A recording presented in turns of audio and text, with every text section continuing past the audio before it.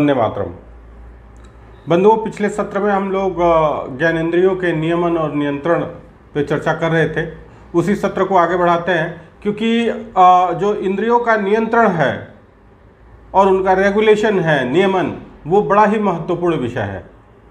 ये अगर कहें तो सबके लिए, केवल विद्यार्थियों के लिए नहीं, ये माता पिता के लिए, समाज के हर व्यक्ति के लिए ये बड़ा महत्वपूर्ण है कि हम अपने ज्ञानेंद्रियों का नियंत्रण और नियमन किस प्रकार से करते हैं। उस पर बहुत कुछ निर्भर करता है कि हमारा सामाजिक जीवन कैसा होगा, आर्थिक जीवन कैसा होगा।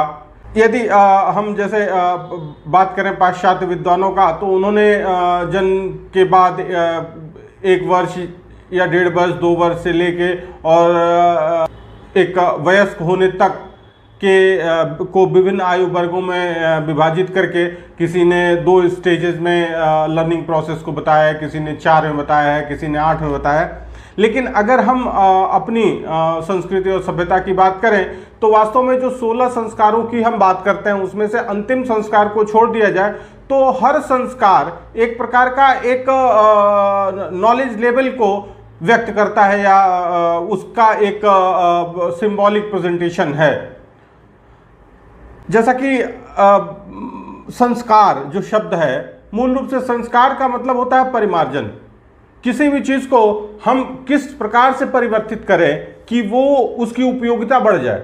और जाहिर सी बात है, उपयोगिता बढ़ाने के लिए हम कह सकते हैं कि इसको वैल्यू एडिशन के फॉर्म में भी देख सकते हैं। तो संस्कार एक बड़ा ही कॉम्प्रिहेंसिव वर्ड है और जिसका अर्थ होता है कि पूरे जीवन एक जो पद्धति चल रही है या जो एक कहते हैं कि जीवन का तरीका है या जो नॉलेज का लेवल है, एक पैराडिग्मेटिक शिफ्ट, एक कंप्लीट चेंज।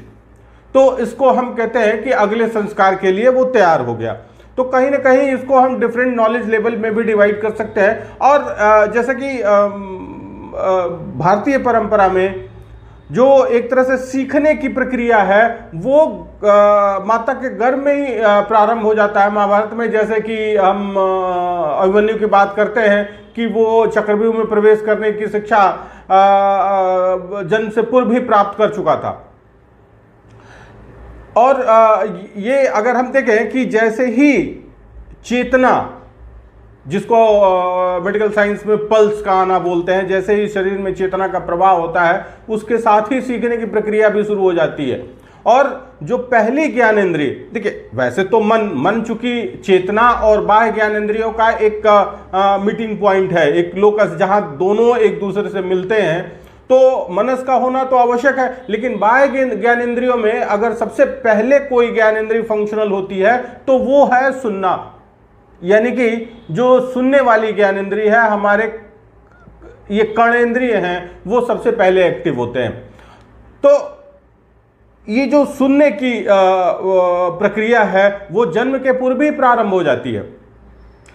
अगर हम अपने भिन्न भिन्न शास्त्रों की बात करें तो, या विद्वानों की बात अगर हम कर लें, भगवान महावीर की बात करें, भगवान महात्मा बुद्ध की बात करें, या और किसी विद्वान की बात कर लें, सबने एक जो सीखने की प्रक्रिया की बात करते हैं तो श्रवण, मनन और निधिध्यासन, ये 3 स्टेजेस बताए गए हैं। ये जो प्रक्रिया शुरू होती है वो श्रवण से शुरू होती है, सुनने से शुरू होती है। पहले हम सुनते हैं, फिर मनन, उसको हम बार बार दोहराते हैं, और निधिध्यासन, उसको धारण करते हैं। वो जो स्थिति है उसको हम एक कहते हैं कि बनाए रखने का प्रयास करते हैं। अगर ये प्रक्रिया जीवन में कोई भी विद्यार्थी अगर मुख्य रूप से कहें, अगर इस प्रकार का प्रैक्टिस है उसका, तो वो उसके जीवन में बड़ा ही इसका एक पॉजिटिव इम्प्लीकेशन हो सकता है। अब देखिए, अगर हम बात करें, आज हमको छोटी छोटी चीज़ें याद करने में मुश्किल होती है। एक अगर हम बात करें महर्षि वेदव्यास की, तो वास्तव में बहुत सारे लोगों को पता भी होगा कि वेदव्यास उनका नाम इसलिए पड़ा, वास्तव में उन्होंने वेदों के रचनाकार नहीं है और न ही वो दृष्टा हैं। उन्होंने वेदों का संकलन किया, उनका वेदों को डिवाइड जो 4 वेदों में, एक्चुअली क्या हुआ कि उस समय विद्यार्थियों को समस्या ये आ रही थी कि 4 वेद एक साथ कंठस्थ करना, उस समय स्क्रिप्ट नहीं था, रिटन लैंग्वेज नहीं था, तो वो गुरु उनको बताते थे और वो सुन के याद कर लेते थे, कंठस्थ कर लेते थे। तो चारों वेदों को एक साथ थोड़ा कंटेंट ज़्यादा होने की वजह से विद्यार्थियों को मुश्किल हो रही थी, तो बहुत सारे ऋषियों ने आग्रह किया कृष्णद्वैपायन से कि आप इसको कैटेगराइज, क्लासिफाई कर दें। तो वेदव्यास ने उसको कैटेगराइज किया या डिवाइड किया 4 वेदों में, और इसीलिए उनको वेदव्यास भी कहते हैं कि उन्होंने वेदों का विभाजन किया था। उनका इसीलिए नाम पड़ा था, वेदों का विभाजन करने के बाद ही उनका नाम वेदव्यास पड़ा था। और एक और मजेदार बात यह है कि उन्होंने वेदों को लिखा नहीं, उन्होंने केवल उसको क्लासिफाई किया, लिखा किसी और ने। वैसे कहते हैं कि श्री गणेश जी ने उसको लिखा, किसी ने भी लिखा, लेकिन यह माना जाता है कि वेदव्यास ने नहीं लिखा। वेदव्यास ने डिक्टेट किया, उन्होंने बोला और किसी और ने उसको लिपिबद्ध किया। अब सोचने वाली बात यह है कि 4 वेद उनको मस्तिष्क की क्रियाओं द्वारा ही, केवल मानसिक स्तर पे उनको सोचना, दिमाग में ही उसको डिवाइड करना, ये एक साधारण मानवीय बुद्धि के लिए असंभव प्रतीत होने वाला एक टास्क है। लेकिन उन्होंने इसको किया।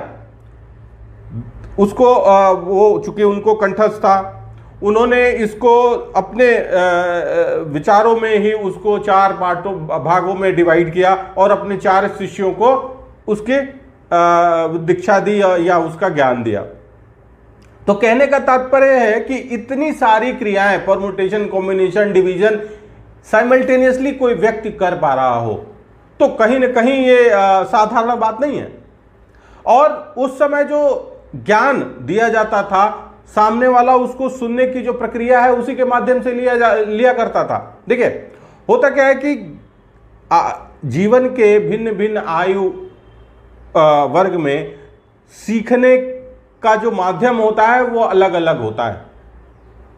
शुरू में बच्चा जब छोटा होता है तो वो देख के सीखता है, कुछ दिन बाद सुन के और देख के दोनों का मैच कराता है और फिर सीखता है। इसको अलग अलग नाम लोगों ने दिया है।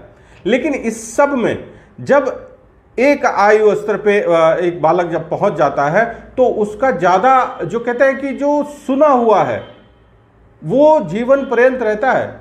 आपने जो देखा, देखने की क्रियाओं से जो सीखा उसमें ओवरलैपिंग हो सकता है, लेकिन जो सुना उसमें शायद ही ओवरलैपिंग हो। तो सुनने की जो प्रक्रिया है या सुनने से जो ज्ञान हम प्राप्त करते हैं, एक्वायर करते हैं नॉलेज, वो लाइफ लॉन्ग चलता रहता है। और सुनने की अगर बात आई है तो जैसे ऐसा माना जाता है कि भगवान रजनीश वो सागर विश्वविद्यालय में प्रोफेसर थे और वहाँ से सागर जब उन्होंने छोड़ा उसके बाद से वो कहते हैं कि 2-3 वर्ष तक उन्होंने किसी से बात नहीं की, शांति, चुप रहते थे। 2-3 वर्ष बाद लोगों ने बड़ा आग्रह किया कि आप कुछ कहें, तो उन्होंने मुंबई में एक लेक्चर दिया जो कहते हैं 10 दिन का था। 10 दिन का लगातार नहीं रहा होगा। उसमें उन्होंने जो पहला लेक्चर दिया था वो था सुनने की कला, आर्ट ऑफ लिसनिंग। ये इतना महत्वपूर्ण विषय है कि हम कैसे सुने। वास्तव में हम किसी भी ज्ञान इंद्रिय को देखें कि जैसे कि आंखें बंद हो जाती है सोते समय, लेकिन कान खुले रहते हैं। कान कभी भी बंद नहीं होते। हम सुप्तावस्था, हम सोए रहते हैं, निद्रा में रहते हैं। हमको जगाना हो तो क्या करते हैं? आवाज लगाते हैं कान के माध्यम से। हम किसी को जगाते हैं तो आवाज देके जगाते हैं। मतलब क्या है कि हमारी ये जो चेतना है ये लगभग हर परिस्थिति में जागृत रहती है या कम सुप्त रहती है। तो कहने का तात्पर्य यह है कि जो अभी हम बात कर रहे हैं आधुनिक समय में, जो हम ये जबरदस्ती की टेक्नोलॉजी, तकनीकी हर चीज़ में फ्यूज़ करते जा रहे हैं कि ऑनलाइन ये है, लर्निंग प्रोसेस है, तो उसमें ये ग्राफिक्स के माध्यम से, ये सारी चीज़ें कंसंट्रेशन के लिए दुश्मन है।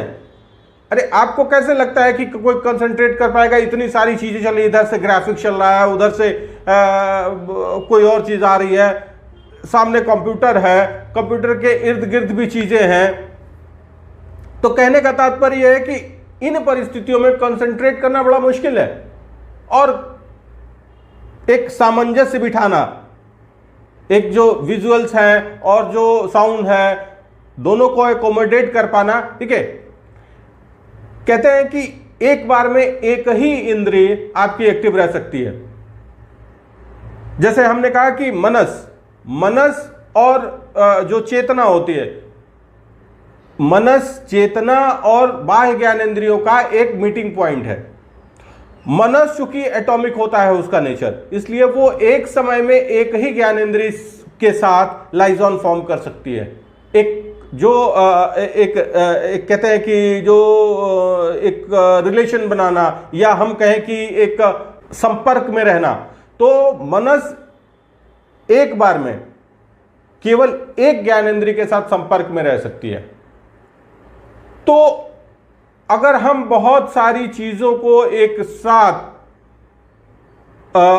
किसी को दिखाएं भी, सुनाएं भी, तो वो न ठीक से सुन पाएगा न ठीक से देख पाएगा।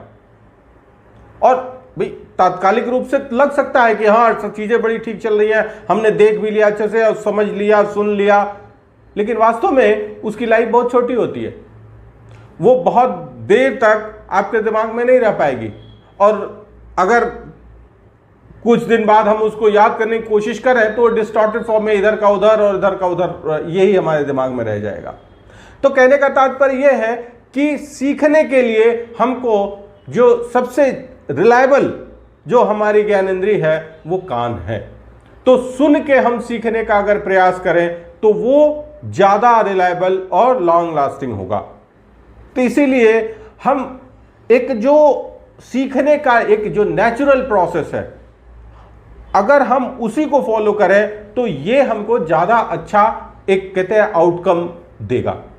जैसे बच्चों को सिखाने के लिए हम आजकल बड़ा आग्रह हो गया है कि नहीं वो यहाँ जाएगा वहाँ जाएगा, इनिशियली एक फोर्स्ड लर्निंग, इससे कहीं ना कहीं हमको बचने की आवश्यकता है। जो लर्निंग का नेचुरल प्रोसेस है, या कहते हैं जो पैसिव लर्निंग है, हमको कहीं ना कहीं शुरुआत उससे करनी चाहिए। और जो एक प्रोसेस है, देखिए टेक्नोलॉजी कितनी भी आ जाए, कुछ भी हो जाए, लेकिन बहुत सारी ऐसी चीजें हैं कि वो हम बदल नहीं सकते, और बदलना चाहे भाई हमने मशीन बनाया है, मशीन ने हमको नहीं बनाया है। तो मशीन के अगर हम कहें कि मशीन के भरोसे अगर लर्निंग होगा तो ये कहीं ना कहीं हमारी मूर्खता होगी। और ये देखने में भी आ रहा है कि धीरे धीरे जैसे देखिए कुछ बहुत सारी ऐसी चीज़ें हैं कि हम बायसनेस के शिकार हैं, हमको कुछ गलतफहमियां हैं। जैसे बच्चा किसी का बच्चा छोटा है और मोबाइल में गेम खेल रहा है, बहुत बढ़िया लैपटॉप, अब वो पेरेंट्स को लगता है, उसको बड़े प्राउडली बताते हुए कि मेरा बच्चा तो ये कर लेता है वो कर लेता है। उनको ये लगता है कि ये सब काम कर पा रहा है तो वो आगे चल के बहुत अच्छा सॉफ्टवेयर में करेगा। ये एकदम निहायत ही मूर्खतापूर्ण विचार है, क्योंकि अगर आज हम सॉफ्टवेयर में अच्छा कर रहे हैं, कंप्यूटर में अच्छा कर रहे हैं, तो उसका एकमात्र कारण है मैथमेटिक्स।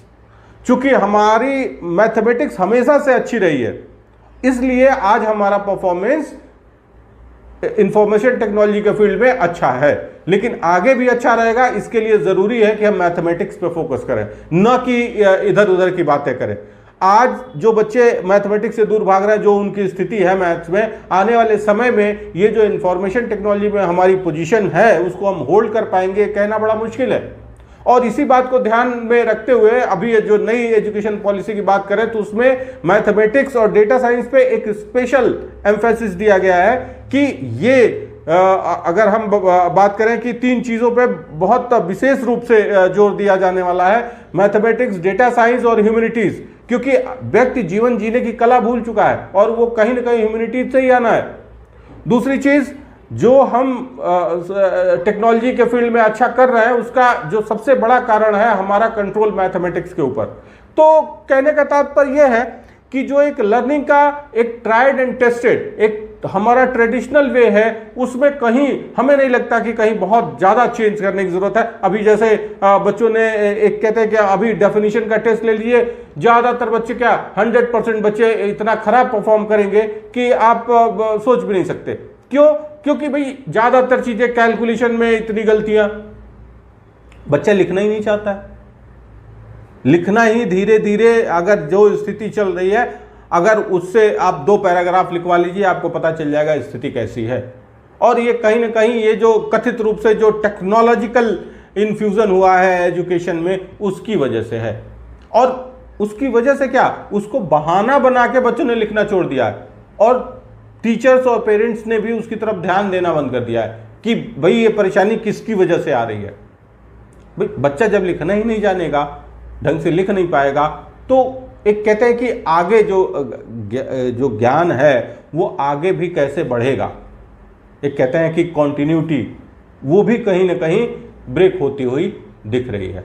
तो हमें सबसे पहले तो इस पे ध्यान रखने की जरूरत है कि भाई ठीक है, टेक्नोलॉजी का हम उपयोग इस प्रकार से करें कि हम टेक्नोलॉजी का यूज करें, टेक्नोलॉजी हमको यूज ना करे। क्योंकि वर्तमान में ऐसी ही देखने को परिस्थितियां मिल रही हैं कि टेक्नोलॉजी हमको यूज कर रही है। तो एक बार इस पे एक ध्यान देने की आवश्यकता है, और जहां चांस लेने की जरूरत है या एक्सपेरिमेंट संभव है, केवल वही करें। हर जगह हम जो एक लगते हैं कि चीजें ट्रायल बेसिस पे रख देते हैं, वो कहीं ना कहीं ठीक नहीं है। और एक जो डिमॉन्स्ट्रेशन इफेक्ट है, दिखावे से थोड़ा बचने की आवश्यकता है, क्योंकि इससे कहीं ना कहीं बच्चों का भविष्य अंधकारमय होता जा रहा है। आज के लिए इतना ही। एक बार इस विषय पे गहन चिंतन की आवश्यकता है। धन्यवाद।